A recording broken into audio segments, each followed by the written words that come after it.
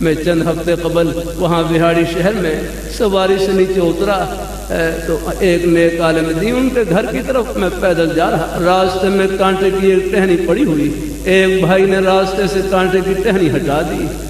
7 مدرسے کے ایک شیخ الحدیث بزرگ عالم دین وہ دیکھ کر کہنے لگے کہ کتنے لوگ ایسے گزرے جن کی بخشش اللہ تعالیٰ نے صرف راستے سے کانٹا ہٹانے سے فرما دی۔ الحمدللہ۔ اس لیے ہمارے مسکین کو شریف کے بڑے بزرگ فرمائیں لگے کسی نیکی کو معمولی نہ سمجھیں، ایک نمبر سے آدمی پاس بھی ہو جاتا ہے، ایک نمبر سے فیل بھی ہو جاتا ہے۔ ہر نیکی کو یوں سمجھیں شاید یہ اللہ تعالیٰ کی رحمت کا بہانہ بن جائے۔ نیکی کسے کہتے ہیں؟ نیکی وہ ہے جس میں نیت نیک ہو، نیکی وہ ہے جو اللہ میاں کو خوش کر دے، یہ ہے نیکی۔